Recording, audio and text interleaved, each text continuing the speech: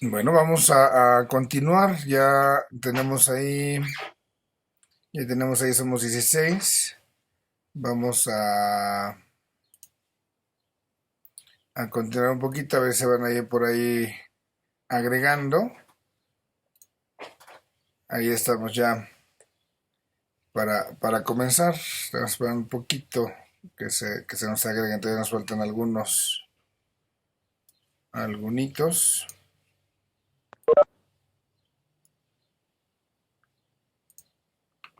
Bueno, vamos pues a iniciar. Estamos ahí en esta parte de esta homilía, ya les decía yo, esta partecita donde entonces ahí está precisamente esta homilía del Papa que nos habla precisamente de la mirada de la Santísima Virgen y es ahí de veras muy consolador. Tiene otro discurso el Papa que le dirige a los obispos cuando vino aquí a México, quizás algunos lo recuerden. Este discurso pues fue uno de los discursos quizás más duros, por decirlo de alguna manera, que parecía que estaba regañando a los obispos cuando estaba acá entre nosotros. Y dice esta partecita hablando de su experiencia. Dice, sé que mirando los ojos de la Virgen, sé que mirando los ojos de la Virgen, alcanzo la mirada de su gente y que en ella aprendió a manifestarse en ella.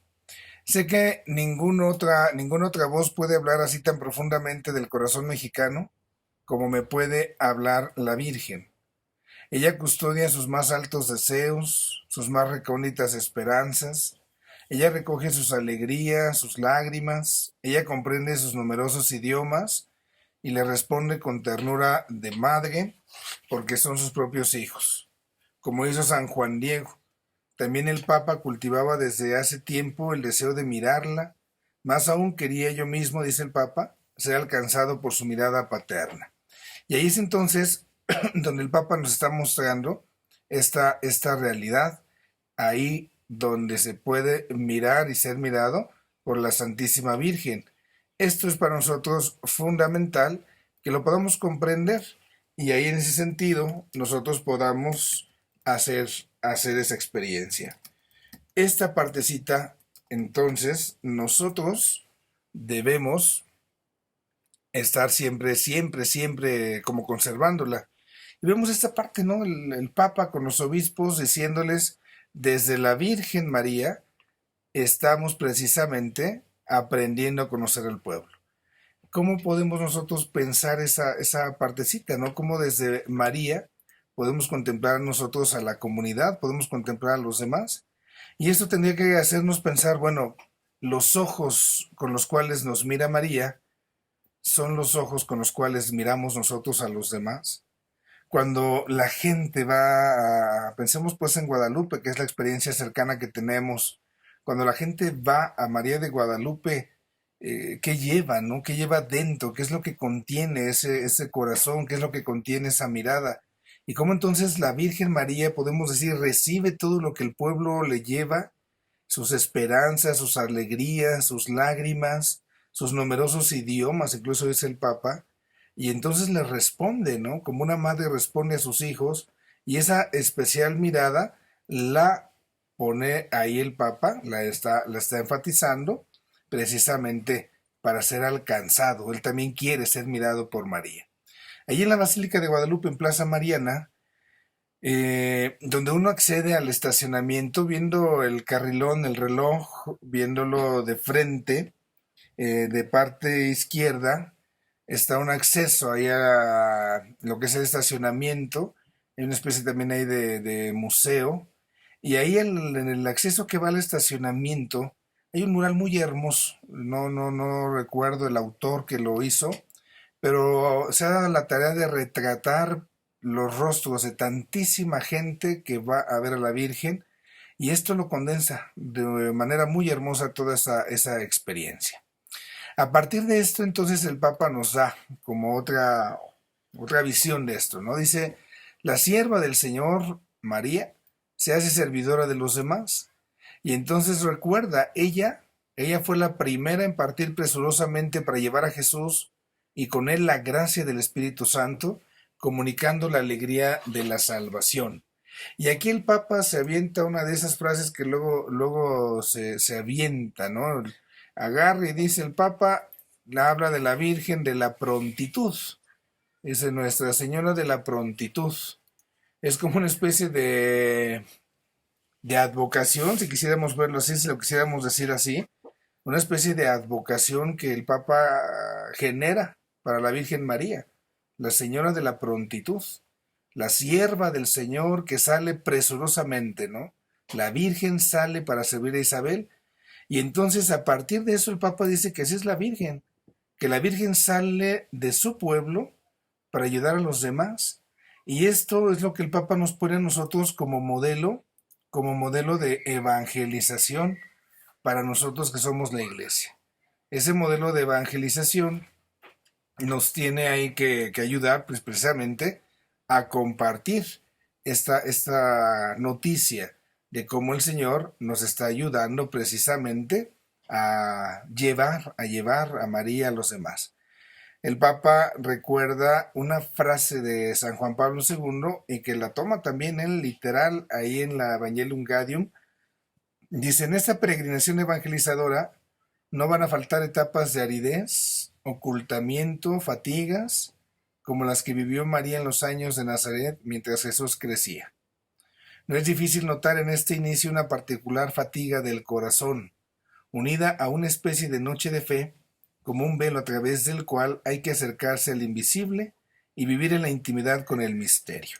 El Papa retoma aquí un concepto que usó San Juan Pablo II y quizás en su momento pasó por alto, ¿no? El Papa Juan Pablo II y ahora Papa Francisco nos hablan de la fatiga del corazón. Esa fatiga del corazón precisamente en la vida de la fe, esa fatiga del corazón que vivió María y que a partir de la experiencia mariana, entonces también nosotros debemos precisamente de acercarnos para tener esa experiencia.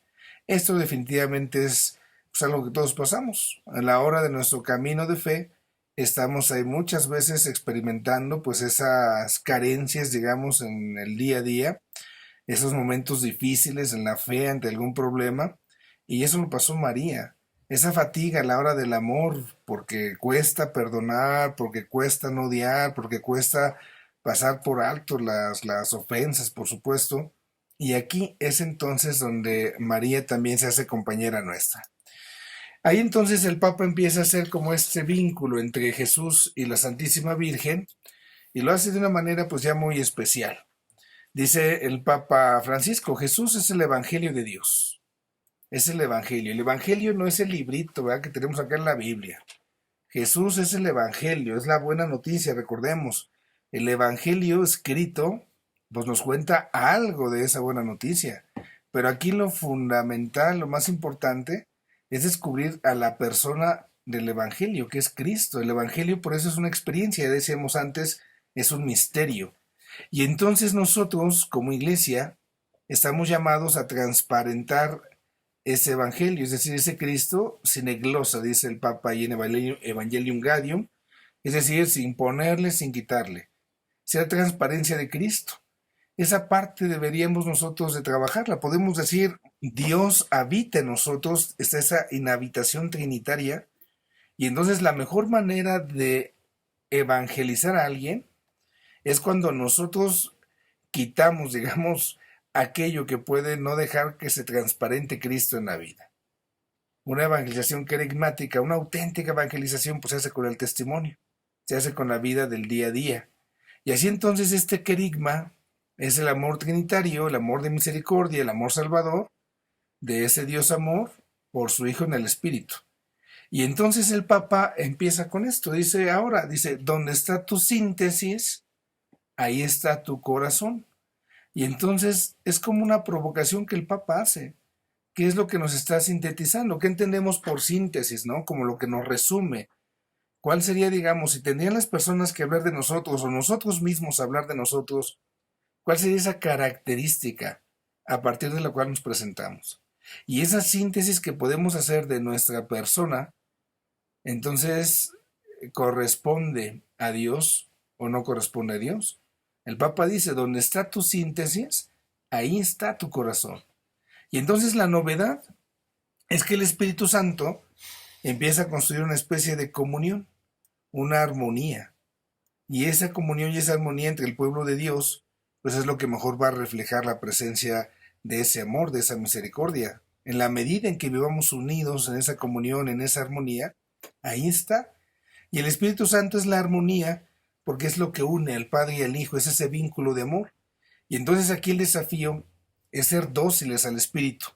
Esto pues podemos ir intuyendo, ¿no? Por dónde va el Papa Francisco.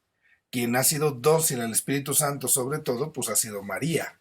María que en su docilidad pues se deja guiar por el Espíritu Santo en todo instante y momento.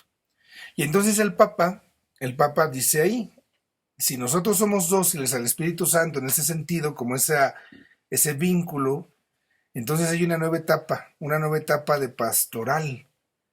La pastoral, lo que hacemos para llevar a Cristo a los demás, llevar a Dios a los demás. Esa etapa de pastoral dice, su corazón es la alegría de evangelizar frente a la tristeza individualista que cierra el corazón. La alegría de evangelizar, la alegría de llevar a Cristo a los demás. Y uno tiene que ponerse a pensar, de veras, cuando yo hablo de Cristo y que le quiero llevar Cristo a los demás, ¿es con alegría o no?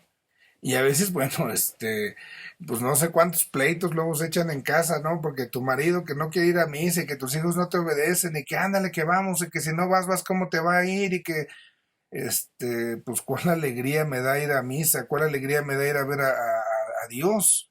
Ahí me está haciendo falta algo, ¿no? No estoy comunicando con esa alegría.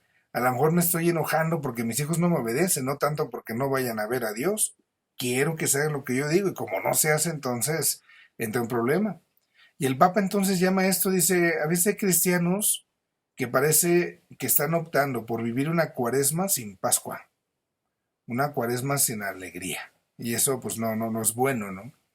Los discípulos misioneros entonces, dice el Papa, tienen una tarea, una vocación, que es comunicar el don del encuentro.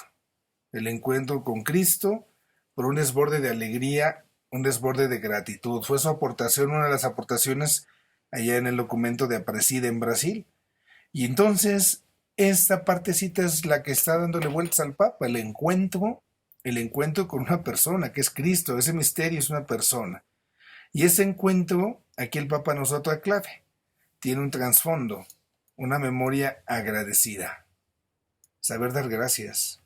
Aquel que no sabe dar gracias es porque no tiene conciencia de lo que le ha recibido, de lo que le han dado. Aquel que no es agradecido ni siquiera se ha enterado de lo que está recibiendo y que lo está recibiendo por gratuidad.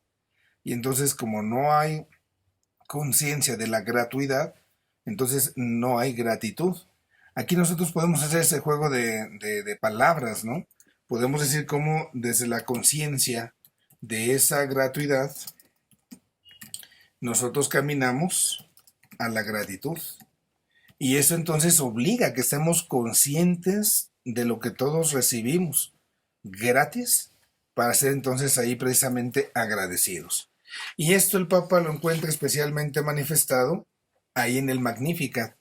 Esa oración que María eleva a nuestro Señor, a nuestro Padre Dios, pues precisamente como una profunda acción de gracias. Esa acción de gracias por lo que Dios ha hecho en la esclava, ¿no? Dice la Santísima Virgen. Y esto parte de una memoria. María se da cuenta de esa misericordia de Dios y a partir de esa misericordia de Dios que ella se percata, entonces se da cuenta de que Dios ha hecho cosas grandes en ella. Y esto la hace estar alegre, la hace estar contenta, porque Dios miró, dice, la humildad, la pequeñez de su esclava, de su sierva. Esa a veces es la parte que a nosotros nos hace falta. No sé, pensemos en un niño. Cuando el niño llega a alguien a casa y le da un regalo y el niño se pone contento, se pone feliz, ¿no? Cuando quizás el papá llega de la chamba, del viaje acá en estos rumbos, yo luego veo a los niños, ¿no? Están esperando que el papá llegue ahí del viaje, del tráiler y casi el primer grito que le dicen al papá es que, ¿qué me trajiste, no? ¿Qué me compraste? ¿Fuiste allá a la ciudad, fuiste del viaje? Y cuando alguien le lleva algo, entonces se alegra. Yo no sé, las que son mujeres ahí en su experiencia, ¿no? Que tal que un día llega tu marido y te trajo algo de la calle, a lo mejor pasó a la casa de la vecina a robarse unas flores y te las lleva, ¿no? Unos chocolates, no sé. cuando, si es que todavía les tocó que les llevaran serenatas, el hecho de que alguien te lleve algo, que te comparta algo, desde esa pequeñez se levanta entonces la gratitud. Y esa gratitud entonces es lo que encontramos en María. Si nosotros hubiéramos, de veras, tuviéramos presente siempre, siempre, siempre este acto de gratitud, entonces la cosa va elaborándose de mejor forma, de mejor manera. Y ahí entonces María nos está enseñando a mirar, a recordar y sobre todo a agradecer las maravillas, las grandezas que Dios ha hecho, porque miró a su esclava, porque miró a su sierva.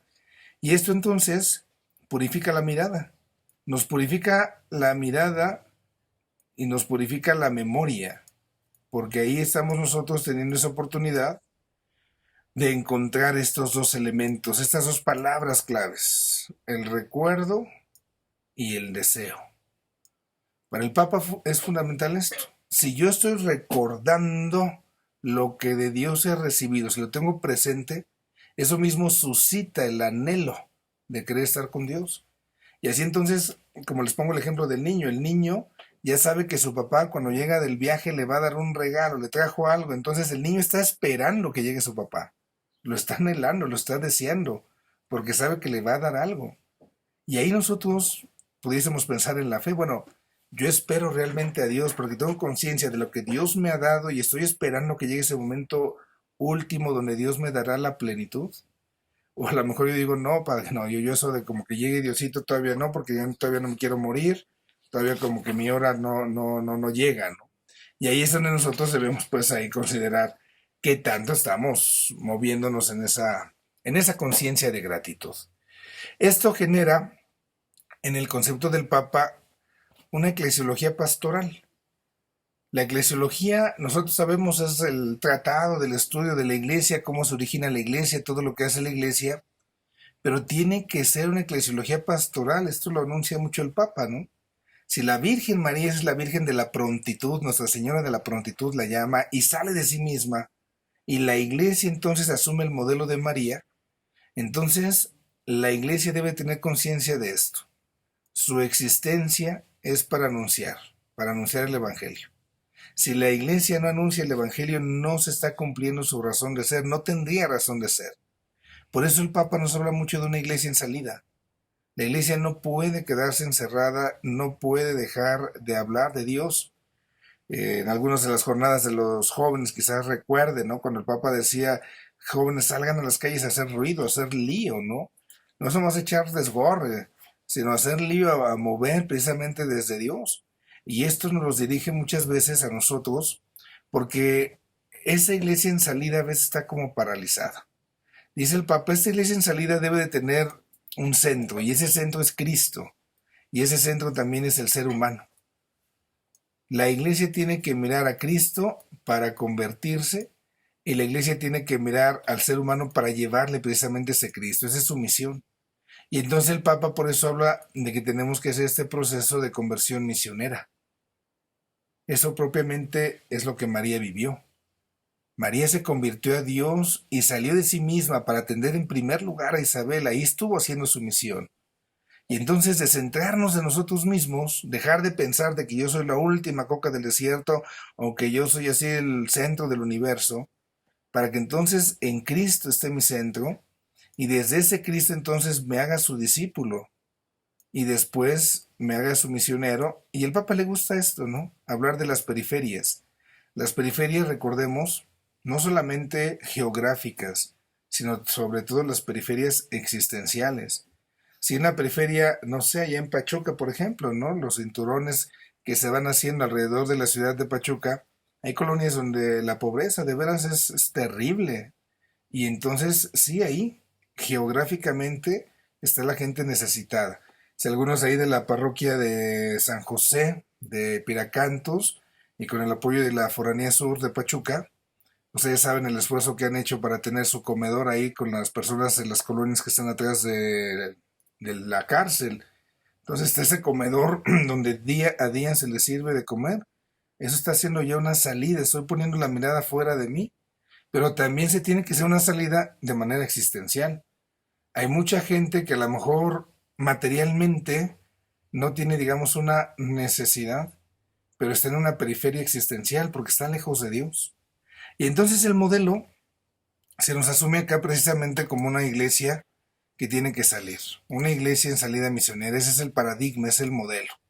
Tenemos que salir, el Papa nos lo insiste mucho. Y el ejemplo pues es María. María fue esa mujer discípula, María fue esa mujer misionera, y así entonces continúa precisamente la misión de Cristo y continúa también formando precisamente a los misioneros. Ahí es el ejemplo que nos pone el Papa para elaborar esta eclesiología de carácter pastoral. Entonces, la Santísima Virgen María es una realización, podemos decir, la máxima realización de la existencia cristiana para vivir como auténticos hijos de Dios. Y este auténtico ser hijo de Dios, entonces implica ese ser discípulo. El ser discípulo es el que se sabe ser alumno, el que sabe estar con el maestro para aprender. Y ahí pues tenemos a María como ejemplo. Pero también se es interlocutor.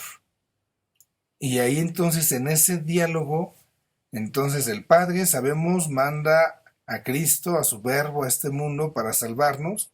Y ahí María aprende de ello, pero también dialoga de ello. Y entonces esta fe bienaventurada, esta alegría de María, es la que nosotros estamos llamados a imitar en la misión. Y el Papa nos devuelve ahora a donde habíamos empezado nosotros, a la revolución de la ternura de Dios. Cuando el Verbo de Dios se encarna y se toma conciencia de ello, esa ternura de Dios se debe traducir en la iglesia, porque es misericordia. Y desde esa misericordia, entonces yo tengo la oportunidad también de brindar misericordia, porque ahí tengo yo el ejemplo que se me está dando. Bueno, vamos a dejar aquí ya por el día de hoy. No, no es cierto, perdón, todavía nos falta una diapositiva, una esquemita para terminar. En ese aterrizaje, entonces la piedad de la que estamos hablando, es entonces una expresión cualificada de esa revolución de la ternura con la que Dios nos quiere salvar. Es decir, es un acto de misericordia, porque Dios mismo se manifiesta como ternura y cuando el ser humano, decíamos, se pone bajo la mirada de María, está experimentando esa ternura. Y entonces, la misericordia, sabemos, es ese principio hermenéutico del Papa Francisco. Si yo quiero entender al Papa, si yo quiero interpretar lo que él dice, ese es el principio. Todo lo que el Papa dice, y especialmente acá en María, entonces se entiende en esta clave de misericordia. Es la misericordia del buen samaritano. Recordemos ahí el Concilio Vaticano II tiene esa espiritualidad. El buen samaritano que sale de sí mismo, deja de hacer lo que tiene que hacer para atender al otro, y en ese servicio precisamente es donde el Papa nos invita a ponernos. Dice, el Papa quiere que toquemos la miseria humana y nos llama a tocar la carne sufriente de los demás. Y entonces la lógica del Evangelio es la lógica de la compasión, la lógica de la integración. Y ahí tenemos a María como ese icono sublime de esa misericordia de Dios. Bueno, ahora sí, ahí estaríamos terminando con este elemento para continuar con la última partecita ya la próxima semana. Voy a dejar de compartir ya la presentación y entonces vamos a dar pauta por si hay alguna pregunta, alguna duda, entonces lo tengamos ahí para considerar. Si hubiera alguna pregunta o duda, ahí les escucho ahora sí.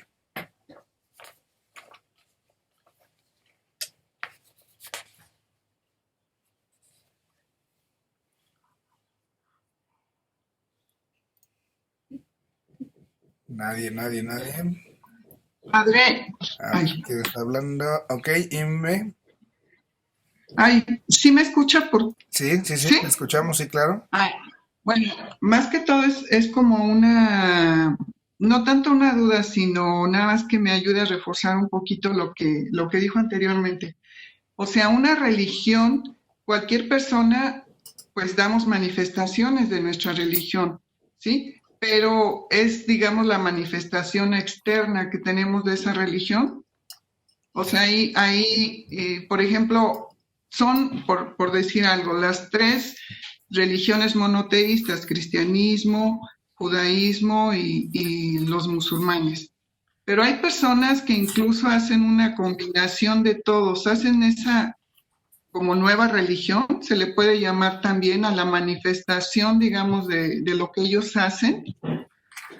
Ahí el Papa, O cómo, voy a retomar ahí lo que teníamos precisamente al hablar precisamente de la religión. Lo que el Papa nos está diciendo, dice ahí a partir de Santo Tomás, la religión no es la fe, sino la profesión de la fe. Sí, entonces, lo primero que hay es la fe, lo que creo. Y a partir de lo que creo, yo eso que creo lo saco, lo exteriorizo, y esa profesión de fe es lo que se va elaborando como una religión.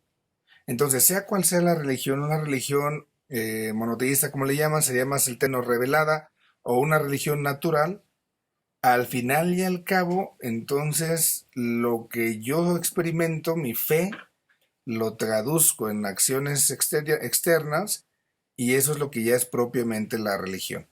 Voy a poner un ejemplo a partir de una canción de Maná, a lo mejor se acordarán, ¿no? Donde dice, tú eres mi religión. Entonces, cuando está el fulano, la fulana enamoradísimo de alguien, está experimentando algo por dentro, y a la hora de sacarlo, ese amor, digamos, es la fe, y cuando lo sacas, cuando eso va elaborando una religión. Y entonces decimos, ¿no? Religiosamente voy a ir a ver a mi novia todos los días a las 6 de la tarde. Religiosamente, puntualito, religiosamente le llevo un ramo de flores, le llevo serenata, religiosamente, ¿no? Ya es la manifestación, ya es la exteriorización. Ahí el punto importante es ver en qué estamos creyendo. El ejemplo que pone, por ejemplo, si puedo hablar yo de una religión, ya en todo este relativismo, donde ya se hizo todo un revoltijo, ¿no? Donde alguien agarró algo del cristianismo, algo del judaísmo, algo del islamismo, le puse, le quité, ya estoy moldeando yo las cosas a mi criterio, pues eso es lo que voy a exteriorizar, y esa va a ser una religión, una nueva religión, ¿no? Pero al final y al cabo depende de mi fe. Y ahí el problema no es tanto la religión, porque eso es ya la cascarita, lo de afuera, sino lo que creo. Por ahí estos días yo me encontré una publicación que la verdad se me hizo muy absurda, pero bueno, ahí en el Facebook, ¿no? De que ahorita que la pandemia, que porque quieren que se acabe no sé cuántos miles y miles y miles de seres humanos, y perdón, pero si somos estadísticamente hablando, si somos muy calculadores, la cantidad de muertes, no porque no importen, ¿verdad? Pero estadísticamente hablando, es nada. O sea, si eso fuera cierto, ¿no? De que queremos acabar a la humanidad y que vamos a mandar esto para que, híjole, o sea, hay formas más eficaces de deshacerse del ser humano, ¿no? Por decirlo de una manera. Y dentro de esos criterios empiezan a hablar de que hay un nuevo orden mundial y de que nuevos gobernantes y más o menos venía por ahí el estilo, ¿no? De que el Papa Francisco iba a decretar el final del catolicismo y que va a iniciar una nueva religión, donde es esta mezcla de todas las religiones para que sea una religión universal y que todo el mundo quepa. Digo, ya raya totalmente la paranoia, yo creo, por decirlo de alguna manera. Pero al final, si una persona tuviera estas creencias y eso que cree lo exterioriza, pues ya está haciendo ahí una mezcla terrible. Hace unos, no recuerdo ya, unos meses o si ya años, no tiene realmente mucho, pero se suscitó por ahí en La Salle, Pachuca, precisamente una controversia en este sentido. La universidad en su naturaleza es eso, ¿no? Universal, y tiene que tener cabida para todo tipo de expresiones. Pero siendo una universidad de inspiración cristiana, tiene un edificio consagrado a Dios. Y en ese edificio consagrado quisieron hacer o hicieron celebraciones de otras religiones.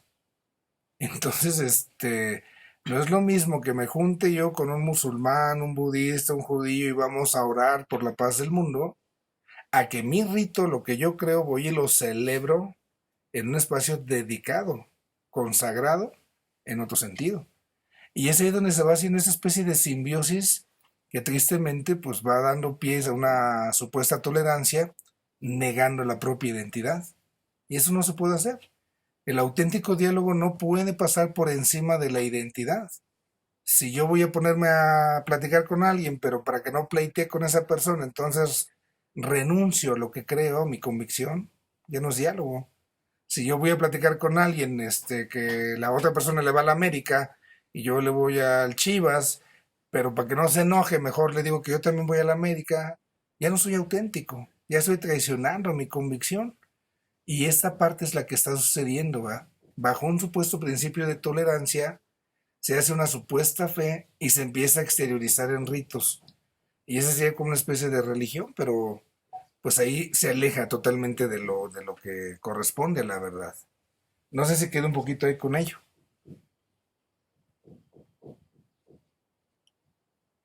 Creo que, creo que ya perdimos a Ime. Bueno, no sé si hubiese alguna otra pregunta, alguna otra duda.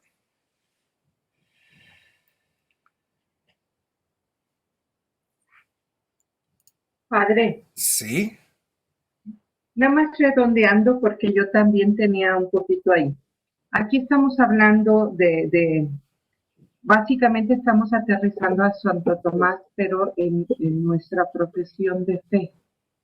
Que lo que más interesa es nuestro testimonio, lo que nosotros vivimos, y mirar en el testimonio, como usted lo decía, la fe del pueblo, de esa persona. Entonces, no quedarnos así como por encimita.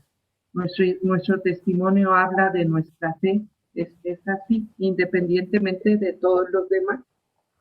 Siempre somos lo que creemos. Ya no entendí la pregunta. Era como para ratificar. ¿Es correcta mi idea?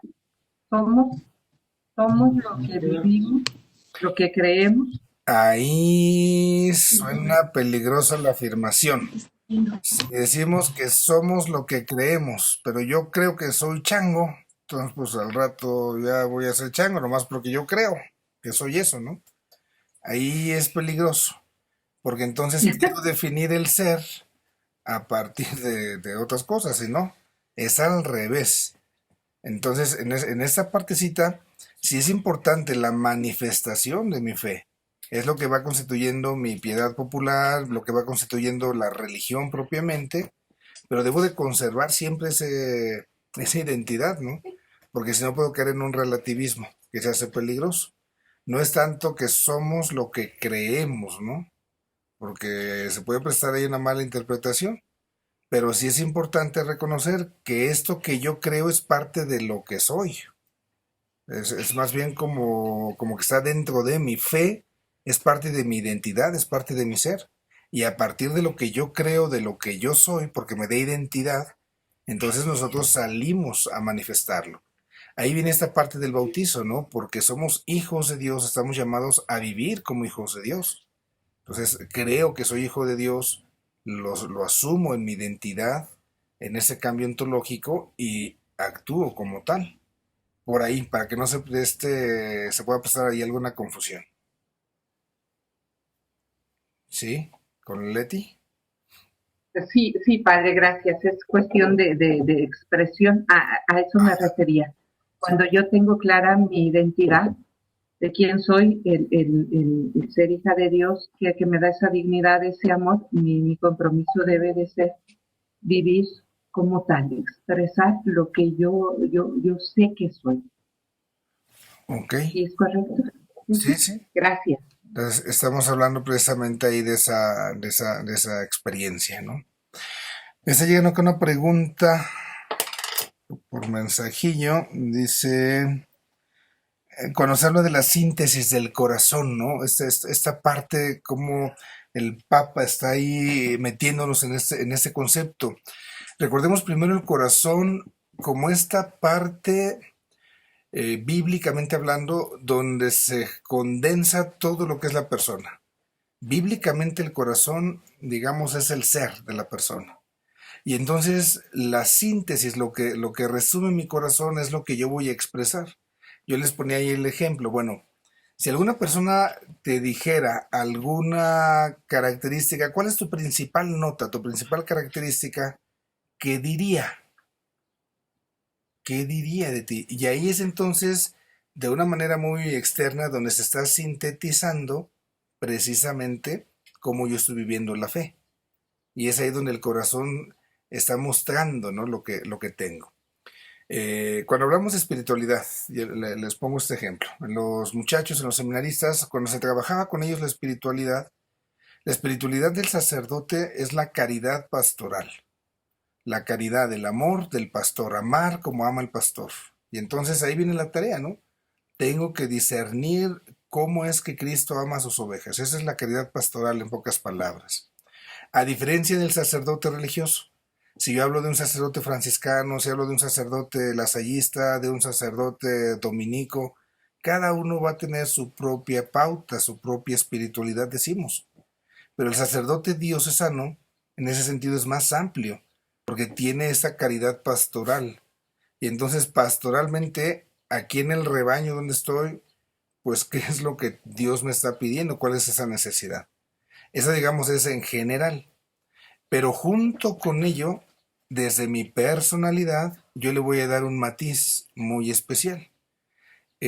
Pongo el ejemplo, quizás algunos de ustedes conocieron, trataron al padre Paquito que estuvo ahí muchos años en la parroquia de Liste, así muchos años y andaba ruleteándole luego por ahí, ¿no? Y si yo les preguntara cuál es la característica principal del padre, no sé si alguien me pudiera compartir la primera palabra que se les venga cuando recuerdan al padre, ¿cuál sería? En su primera característica. Si alguien quisiera ahí compartirnos, de los que lo conocieron. Alegría. Ahí está.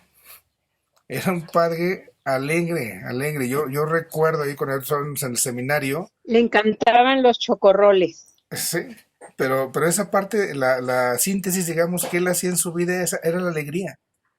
Yo recuerdo ya propiamente, ya muriéndose el padre, ya con un cáncer tremendo y riendo, ¿no? Alegre. Él, esa caridad pastoral, la forma en la cual manifestaba ese amor del pastor, tenía como esa nota, la alegría, y la sintetizaba. Esa era la síntesis que hacía él, digamos, en su corazón para manifestar a Cristo. Era como el resumen, su forma de vivir, su encuentro con Dios, digamos así, lo asumía, lo resumía y eso lo expresaba, era su testimonio. Yo les ponía el ejemplo de Padre Paco, sé que lo conocieron muchos, pero además porque era clarísimo. O sea, si yo les preguntaba, bueno, ¿cuál es la nota de la espiritualidad del Padre? La alegría. O sea, estuviera como estuviera, pero siempre tenía su sonrisa y que los chocorroles y todos lo que lo conocieron, ¿no? Pero es esa es como la síntesis del corazón. Digamos, si yo busco una característica, la forma en la cual asumo la espiritualidad, ¿cuál sería? Si las demás personas, si me dijeran, bueno, esta es tu nota, este es tu punto, ¿cuál sería? Y eso se tiene que ir llegando, se tiene que ir caminando con el paso de la vida, de los años. Se va a ir modelando nuestra personalidad. A lo mejor algunos de ustedes luego dicen, es que esta persona es muy tierna, ¿no? Ok, ahí está, se va encontrando, ¿no? Y debemos pues ahí de ir teniendo.